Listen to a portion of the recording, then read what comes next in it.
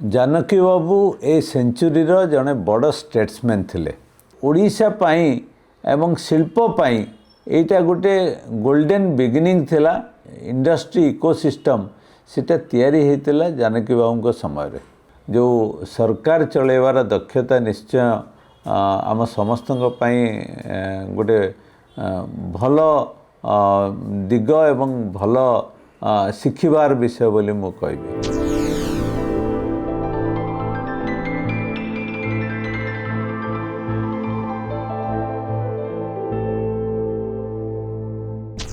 देखंतु जानकी बाबू ए सेंचुरी जड़े बड़ स्टेट्समैन थिले।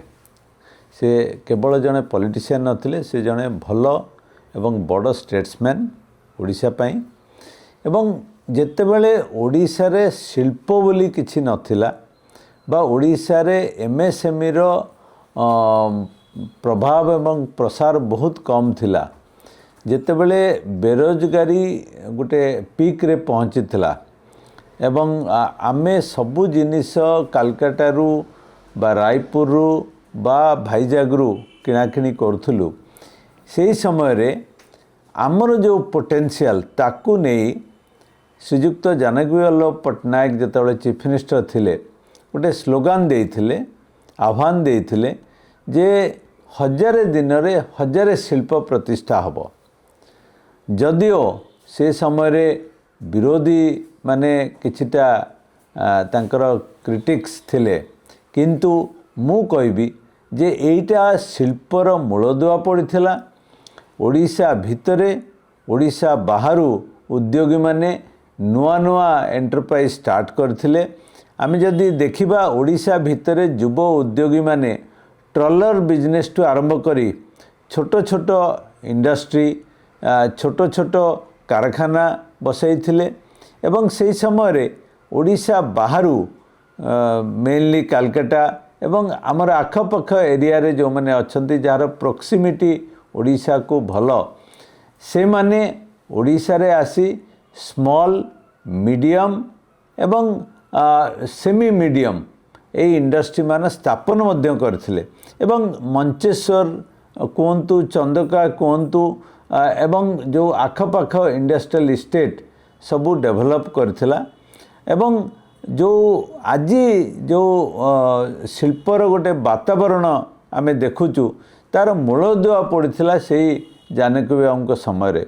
एवं तार जो प्रभाव जो अर्थनैतिक क्षेत्र रे सामाजिक क्षेत्र रे एवं जो वैल्यू एडिशन आमर रिसोर्सेस को नहीं हेइथिला सेगुड़िक निश्चय गोटे लैंडमार्क बा गोटे बड़ बलिष्ठ पदक्षेप बोली आमे निश्चय गणिबाकू पड़िबो। एवं एई समय रे इंडस्ट्री प्रति जो प्रकार उत्साह सरकार देखौथिले, जदिओ सेतेबेले सरकार पाखरे आज भली संबल नाही, किंतु सेतेबेले मध्य ओडिशा सरकार तरफर इक्विटी पार्टिसिपेशन द्वारा शिल्प माननकू शिल्पोद्योगी माननकू उत्साहित करी ओडिशा को अणा जाइतला। गोटे उदाहरण देवी जे आखु चासी आमर थिले, आखुर प्रोडक्शन होउतला, किंतु आमर सुगर मिल नथिला, गोटिए सुगर मिल थिला। किंतु से समय रे शक्ति सुगर, धरणी सुगर एमती अनेक गुड़िए 7-8टी सुगर प्लांट सेतेबेले बसितला। एवं समस्ते ए जानकी बाबू समय रे आसी ओडिशा रे स्थापन करथिले, गोटे कल्चर मध्य क्रिएट करथिले। तेणु आमे जदि देखिबा जे ओडिशा पाई एवं शिल्प पाई एटा गोटे गोल्डन बिगिनिंग थिला। एवं तापरे जदिओ अनेक दूरत्व आमे अतिक्रम करिछे, किंतु से समय रे ओएसएफसी मध्य एक्टिव थिला, इपिकल मध्य एक्टिव थिला। एवं समस्ते शिल्प को प्रोत्साहन दौथिले, गोटे भल वातावरण मध्य सृष्टि होइतिला। एवं मोर जेतिकी मने पड़ुची एवं एक्सपीरियंस अछि जे इंडस्ट्री एवं इंडस्ट्रियलिस्ट माने डायरेक्टली अनेक समय रे चीफ मिनिस्टर को तांको ग्रीवांस मध्य कहूथिले। तेणु जो आमे चर्चा करुचे इंडस्ट्री इकोसिस्टम सेटा तैयारी होता जानकी बाबू समय रे।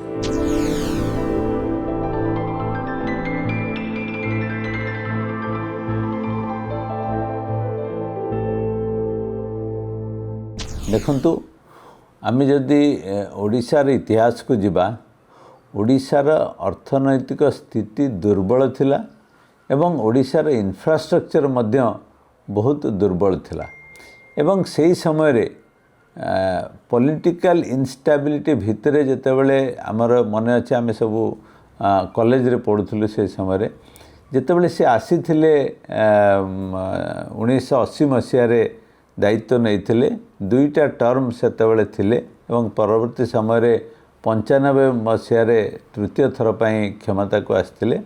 आमे निश्चय कहबा से जने दक्ष प्रशासक थिले, जने भल स्टेट्समैन थिले, जने भल राजनैतिक व्यक्तित्व थिले। से तांकर लेखालेखी रो शैली, से निजे जने भल लेखक मध्य थिले एवं से तांकर निजर चारिस्मेटिक पर्सनालिटी एवं तांकर जो समस्त को नेकी काम करिवार जो दक्षता थिला ता द्वारा ओडिशा रे गोटे स्टेबल गवर्नेंस सिस्टम देइथिले एवं से समय रे अनेक गुड़िए डेवलपमेंट काम होइथिला। किंतु आमे जानि रखिया दरकार से समय रे ओडिशार जो रिसोर्सेस थिला से गुड़िक बहुत वीक थिला, कारण आमे जेहेतु माइनिंग डिपेंडेंट आमर अर्थनीति एवं सेतेबेले आयरन रो दाम बहुत कम थिला। सेतेबेले हुए तो 200-250 टंका पर टन थिला, जोटा आज आपण देखुचंती हजार हजार टंका टन। तेणु आम एवं माइनिंग रॉयल्टी मध्य बहुत कम थिला। तेणु से स्वल्प आय भितरे गोटे सामग्रिक विकास करिवार योजना एवं से समय रे आमे जदि देखिबा कटक रिंग रोड ठू आरंभ करी भुवनेश्वर अर्बन डेवलपमेंट जो रोड वाइडनिंग ये अनेक गुड़िए काम हाथ को निया जाइथिला एवं सफलतार सहित ताकू कंप्लीट होइथिला। तेणु आमे जदि देखिबा जे तांकर राजनैतिक एवं जो सरकार चलेवार दक्षता निश्चय आम समस्तଙ୍କ ପାଇଁ गोटे भल दिग एवं भल शिखिबार विषय बोली मु कहबी।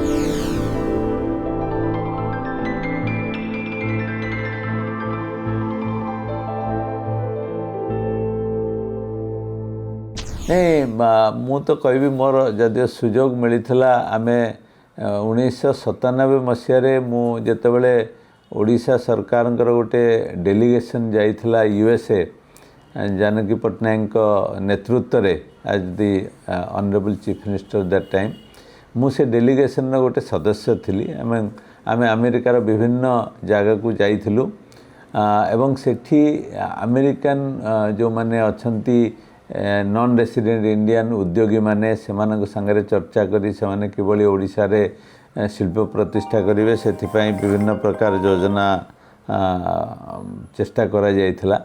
एवं तापरे मोर मन पड़ुची तांको संगे जगन्नाथ संस्कृति एवं जगन्नाथ मंदिर किभली डेवलपमेंट करा जाय परिबो मु अनेक समय तांको संगे चर्चा करिछि।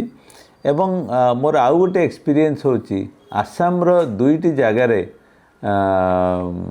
जगन्नाथ मंदिर प्रतिष्ठा करिया पई तांकर जो चेष्टा थिला सेथिरे मोर मध्य किछिटा कंट्रीब्यूशन थिला। जो डिब्रुगढ़ एवं आमर ऑयल इंडिया रो जो अच्छी एस्टाब्लिशमेंट से पाखरे दुईटी जगार आमे प्राय लगातार 2 दिन रे जगन्नाथ मंदिर फाउंडेशन ले हेतिला एवं सेथिरे मु थिली एवं मु मोर यथासाध्य कंट्रीब्यूशन मु सेथिरे पार्टिसिपेट करथिली एवं जगन्नाथ मंदिर उपरे चर्चा आमे अनेक समय करछु जोटा कि आज मध्य मोर मन पड़ुछि।